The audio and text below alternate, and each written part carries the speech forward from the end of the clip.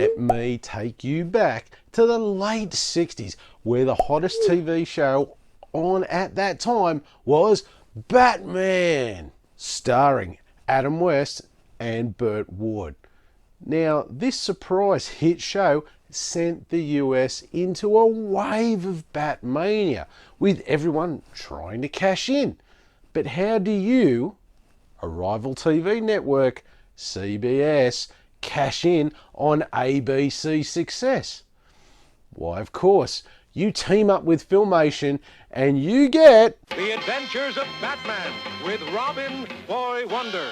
This animated television series was produced by Norm Prescott and Lou Scheimer, and were originally 12-minute Batman segments from the Batman Superman Hour, which was later rebranded into a 30-minute version, which premiered on the CBS network on the 14th of September 1968 as Batman with Robin the Boy Wonder, to capitalise on the Batmania at the time. Now it's time to cash in.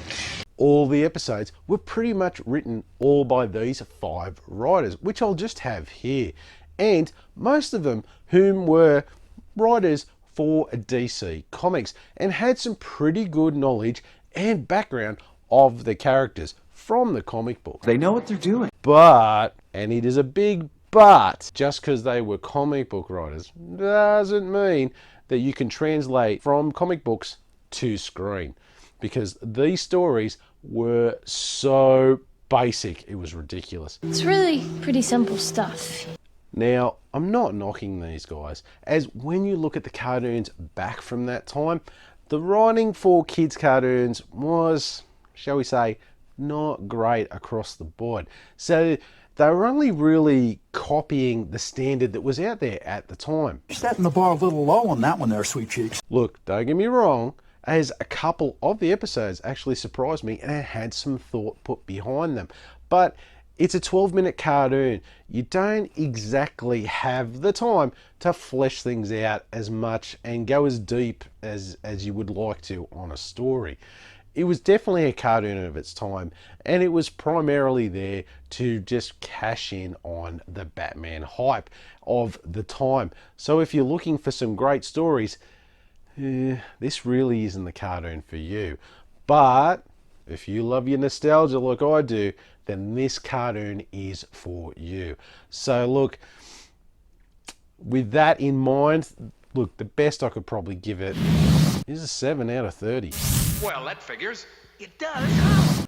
As a kid who grew up on Filmation cartoons, even with the intro saying it was from Filmation, it was not hard to tell straight away that it was done by them, as they have, let's say, a style all of their own. It certainly is unique. And the one key thing I noticed straight away was, you guessed it, the repetition of shots, which is classic Filmation trait through and through, with them always keeping things on a tight budget and using the same shots over and over and over again. Again, I love repetition. And a lot of still shots with just some mouths moving, or maybe the background moving.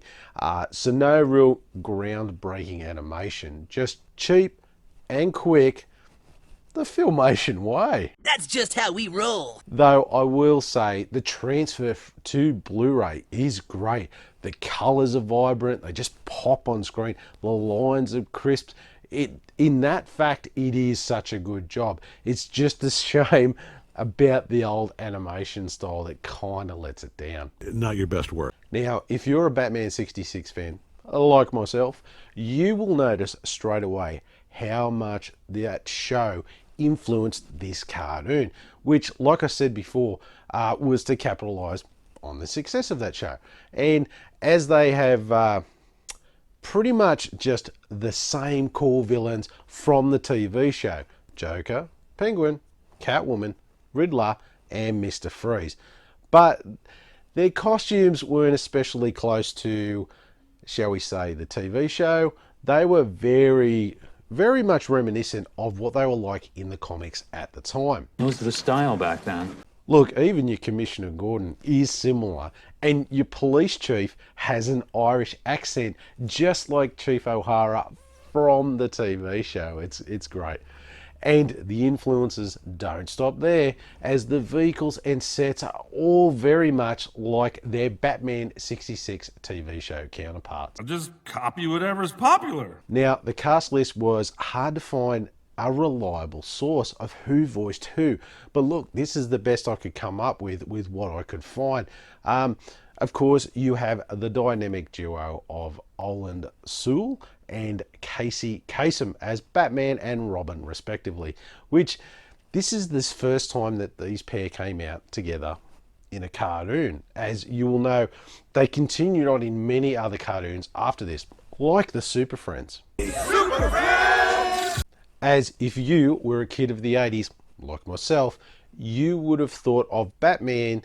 And anytime you thought of Batman, you would think of Oland Sewell's voice. Kind of like how the 90s kids think of Kevin Conroy as the voice of Batman for them.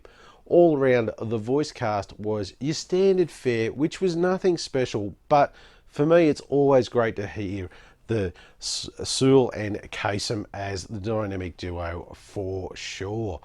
Anyway, heaps of nostalgia, but not a lot of greatness here, so I'm going to give this an 8 out of 20. Deeply concerned.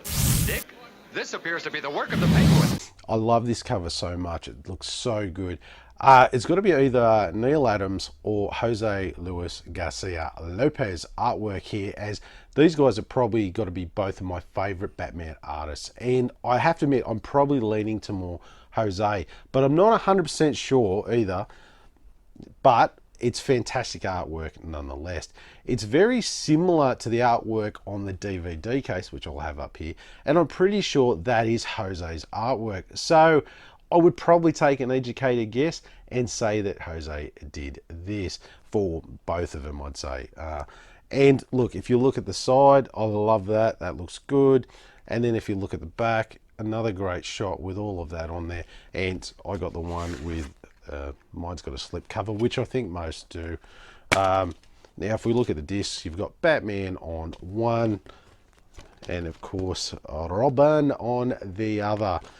This is a fantastic looking set.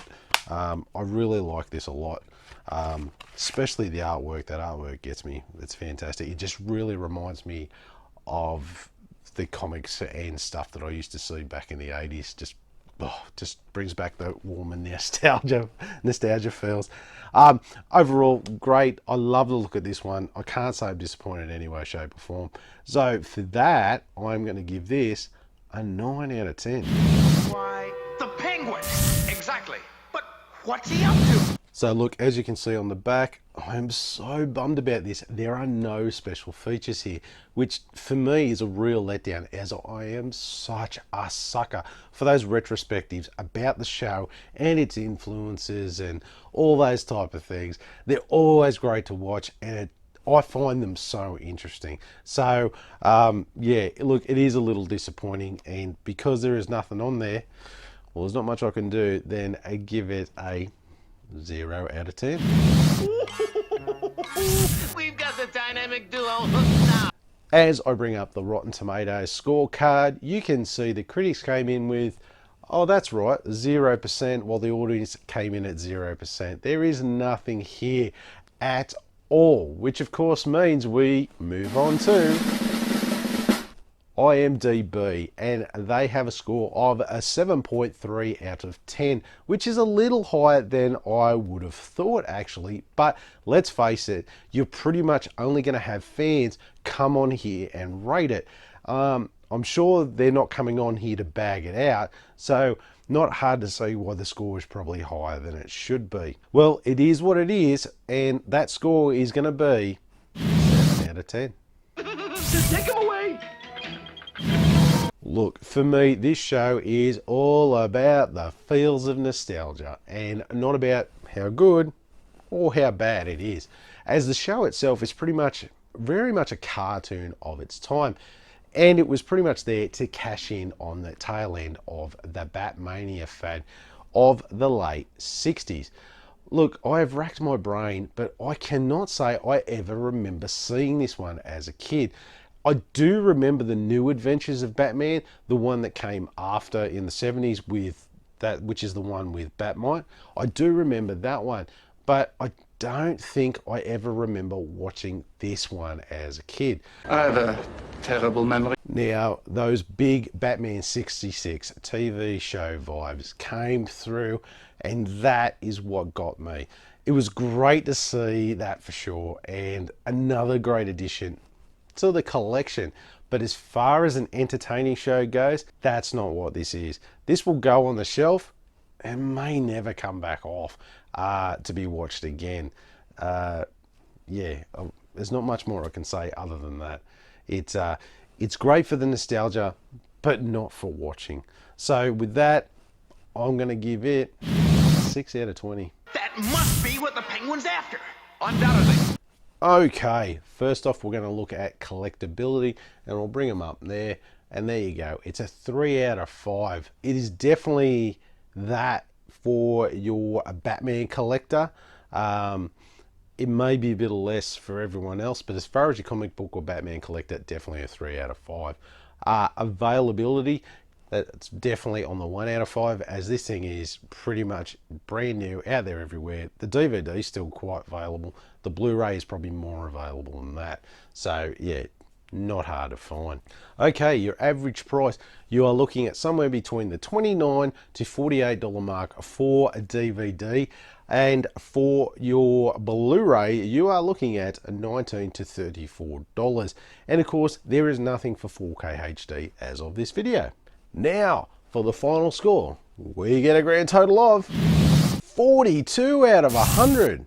Yeah, look, it's not the best score, but look, it's not one of the best Batman cartoons out there, but it does come with a preloaded lot of nostalgia feels, and that's what matters. So if that's what you're looking for, those warm, cozy nostalgia vibes, then this Batman cartoon is for you. But suddenly I feel all sweet and warm and fuzzy.